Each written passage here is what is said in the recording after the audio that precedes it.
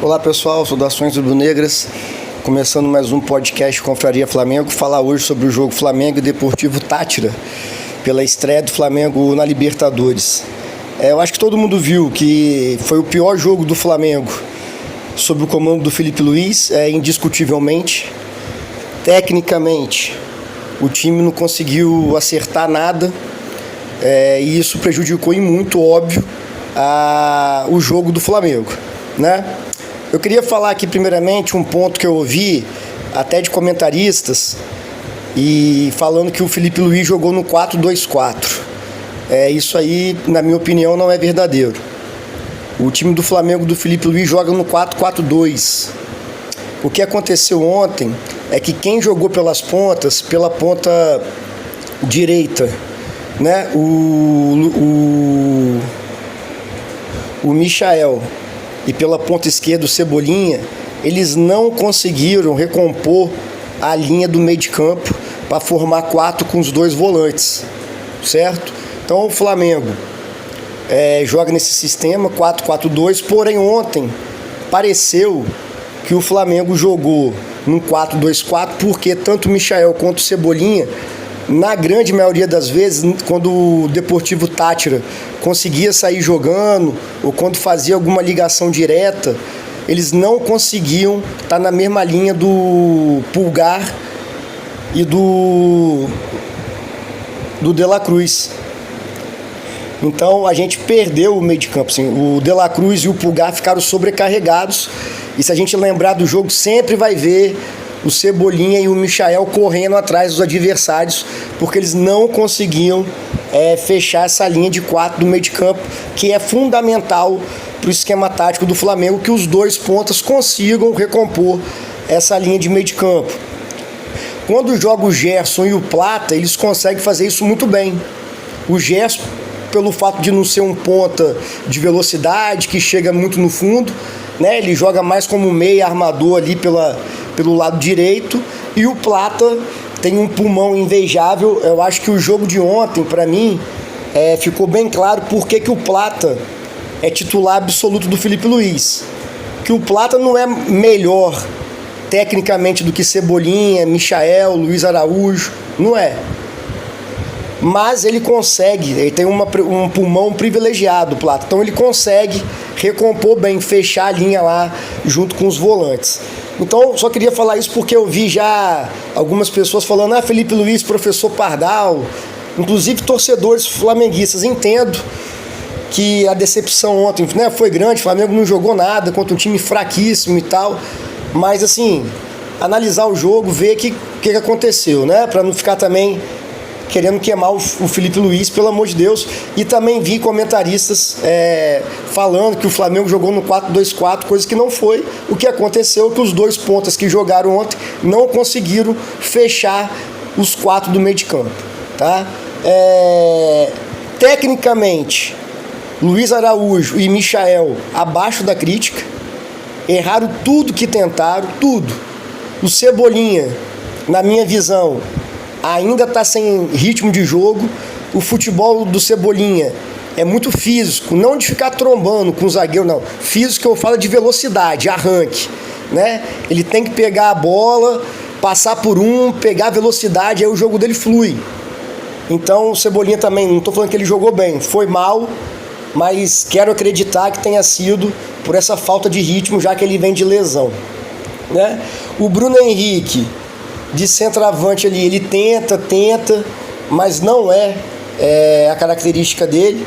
Tanto é que quando o Juninho entra, o futebol do Bruno Henrique melhora, porque ele faz um segundo atacante, ele tem mais liberdade quando o centroavante entra, de cair mais para o lado esquerdo, inclusive da onde sai o gol, que eu vou falar mais à frente do gol, mas é da onde surge o gol do Flamengo, com o Bruno Henrique caindo do meio para a ponta esquerda, nas costas da defesa.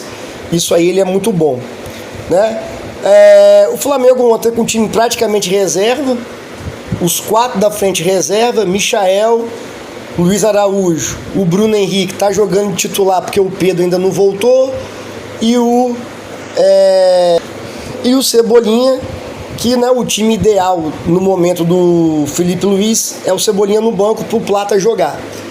Então, assim, é claro, quando você coloca o ataque, né, todo reserva, vai ter dificuldade, porque se os caras são reserva, porque os titulares são melhores, óbvio. Mas, assim, eu acho que ficou muito abaixo a atuação técnica. E uma coisa que eu sempre falo, por melhor que seja o esquema tático do treinador, por mais que os jogadores estejam acostumados a executar esse esquema tático do treinador, se não tiver competência técnica, não adianta. E foi o que aconteceu com o Flamengo. Outro ponto que eu venho batendo na mesma tecla, infelizmente todo jogo do Flamengo acontece isso, é a quantidade de gols perdidos.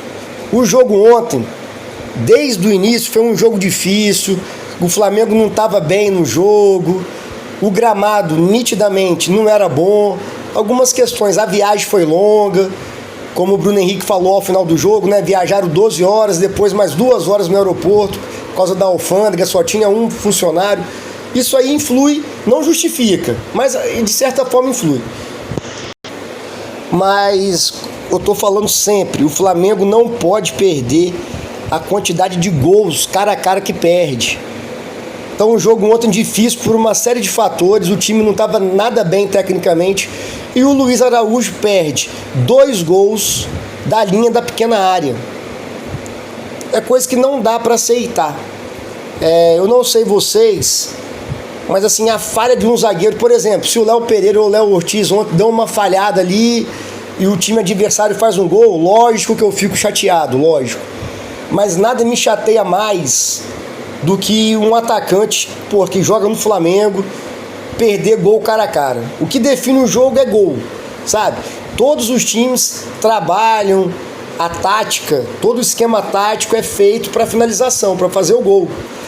E o Luiz Araújo ontem me perde 2 gols cara a cara, da linha da pequena área.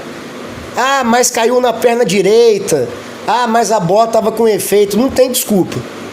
Jogador profissional, com o salário bom que eles têm, merecido, que joga no Flamengo, tem toda a estrutura. O trabalho do cara é treinar e jogar, treinar e jogar. Não pode perder os 2 gols que o Luiz Araújo perdeu. O primeiro lance é uma bola alta. O Michael, naquela altura toda dele, consegue atrapalhar o zagueiro.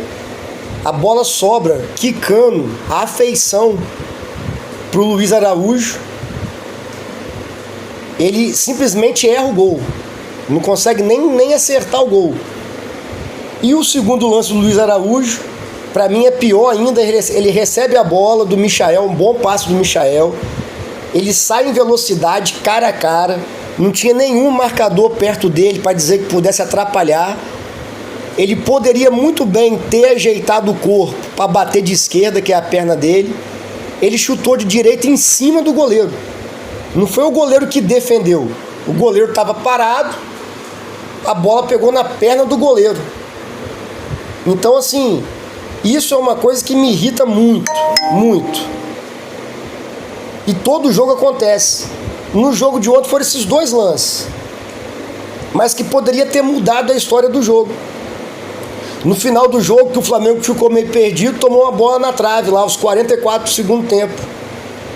Se o Deportivo Táchira empata, seria um resultado péssimo pra gente. Então, assim, já passou da hora de parar de perder tanto gol. Todo jogo eu falo isso, todo jogo. Desde o Campeonato Carioca, o segundo tempo contra o Inter foi um massacre do Flamengo, mas o jogo terminou empatado. Contra o Fluminense, final do Campeonato Carioca, o jogo decisivo lá, 0-0. O Flamengo cansou de perder gol. Se não fizer gol, não vai ser campeão brasileiro. E nem da Libertadores. Ah, jogou bem, teve 5 chances claras e ficou de 1-1 o jogo, como foi contra o Inter. Não adiantou de nada. Então tem que melhorar isso, certo? Voltando a falar especificamente do jogo. Se o time não consegue acertar 1, 2 passes, não vai conseguir fazer um bom jogo. O outro que ficou abaixo para mim ontem é o De La Cruz, sabe? Eu vi algumas pessoas dizendo, inclusive na transmissão, que poderia ter entrado com o De La Cruz adiantado e mais um volante, o Alan ou o Everton Araújo, eu acho que não precisava, porque o time do Deportivo Táchira muito fraco, então não precisava ter 3 volantes, mesmo com o De La Cruz jogando adiantado. Isso aí eu achei certo. Pulgar sabe jogar com a bola, De La Cruz sabe jogar com a bola, aí tinha Luiz Araújo, tinha Bruno Henrique, tinha Michael e tinha Cebolinha. Esquema tático bom. Só que os caras não conseguiram acertar passe, não conseguiram acertar um drible, não conseguiram acertar um chute. Por isso que foi aquele jogo horroroso. E o De La Cruz, eu não lembro qual foi a última vez que ele acertou um passe decisivo. Um passe que deixou o atacante na cara do gol, ou um passe que quebrou a linha defensiva. Ele até tenta, mas erra, aí não adianta. Ele tenta um passe mais difícil de 10, 15 metros e erra, aí não adianta. Então o De La Cruz também foi outro que ficou abaixo. Acho que eu não gosto muito de ficar falando de jogador por jogador, porque acho que todo mundo viu o jogo, tem as suas opiniões, mas eu acho que é importante falar hoje, porque o jogo de ontem foi horroroso. Outro que ficou muito mal, abaixo, que eu não entendo o que aconteceu, Ayrton Lucas. O Ayrton Lucas chegou a ser seleção brasileira jogando pelo Flamengo e de repente caiu ontem. Não sei se vocês repararam, podem reparar quando ele for jogar naquele protocolo da Conmebol contra o racismo. Na cara dele eu já vi, eu falei aqui em casa, esse cara não tá com vontade de jogar não. Impressionante a cara dele de total apatia.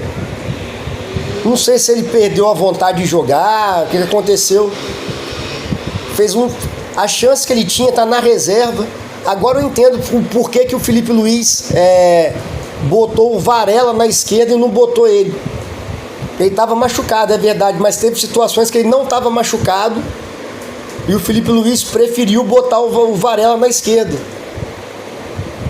Assim, intensidade zero, vontade zero, parece que está desanimado. O Flamengo melhora muito quando o Alexandro entra. Inclusive o gol sai do pé do Alexandro. Aproveitar agora falar do segundo tempo, porque o primeiro tempo teve só os 2 gols perdidos do Luiz Araújo, inacreditavelmente.